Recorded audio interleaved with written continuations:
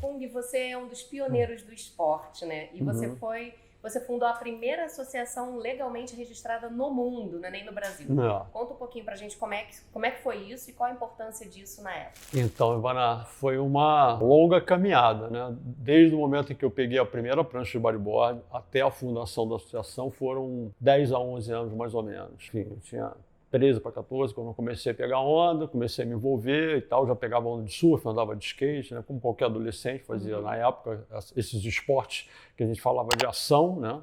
E aí o que aconteceu? Eu comecei a estudar inglês, e aí eu mandava carta, e aí começaram a aparecer nas revistas Surfing e Surfer anúncios da Moribug, do lançamento da prancha da Moribug, né, que na verdade era a Moribug, o Tom Mori tinha inventado a prancha em 71, em 73 para 74 ele começou a veicular anúncios nessas duas revistas. Comprava a revista e caramba, cara, demais! E eu via que a prancha na época era uma prancha que você montava, passava ferro, botava as bordas e tal. Eu falei, eu quero essa prancha, eu quero essa prancha, eu quero essa prancha, porque eu saía do leme e tinha que surfar no arcoador, porque as pranchas quebravam uma atrás da outra. Então eu tinha que carregar do leme até o arcoador as pranchas. Eu falei, bom, essa prancha vai ser a solução, mais prática.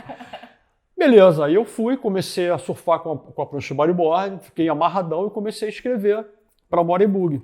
Nessa época, o Tom Mori tinha vendido a prancha para Cransco, que licenciou a tecnologia. E aí eles começaram a veicular a divulgação dos campeonatos e tudo. Eu já fazia no Leme campeonato de body surf, que era o Jacaré. Então eu falei, cara, eu vou organizar um campeonato de bodyboard. Como que eu vou organizar? Aí eles me mandaram um prospecto de como fazer um campeonato de Moribug. Eles te mandaram? Eles me mandaram. Eu tenho até hoje esse documento, essas coisas todas. Aí eu falei, cara, demais. Aí eu, the books and the table, né? Eu pegava palavra por palavra e traduzia, literalmente.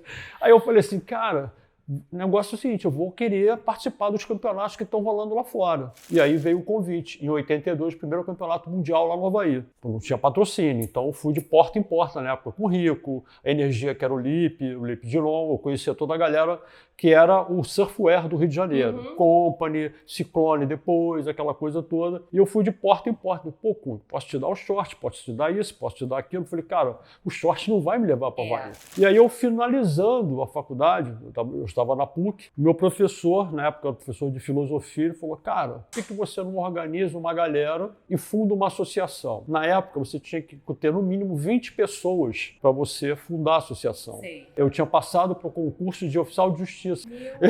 Literalmente peguei e fui intimando um a um dos meus amigos. E como eu ia, aí eu já tinha um carro, famoso Blue Thunder, né? Porque não tinha cano de descarga, o Kung tá chegando. Aí eu fui na casa de cada um que eu conheci na praia ao longo dessas investidas que eu fui no litoral do Rio. Falei, galera, vamos fundar uma associação. Que isso? Não vamos fundar. Amberge, Associação de Moribug do Estado do Rio de Janeiro.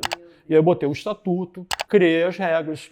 Na época eu tinha dois amigos meus que a gente andava de skate, surfava junto e começamos a pegar onda de bodyboard juntos, que era o Ricardo Suzimo, japonês, e o Fábio Lobo, que tinha toda uma articulação e tal, e começou a fazer as regras. E a gente recebeu as regras da Moribug de como é que eles jogavam os campeonatos lá, que na verdade não tinha nenhum formato de coisa. Aí eu falei, vamos fazer. Eles começaram a fazer, fizeram o primeiro rulebook, né, o primeiro livro de regras, e aí a gente foi e fundou a associação. Consegui reunir mais de 20 pessoas, fundamos a associação em abril de 84. Nessa época eu também estava negociando com a Cransco, que eles viram a minha empolgação.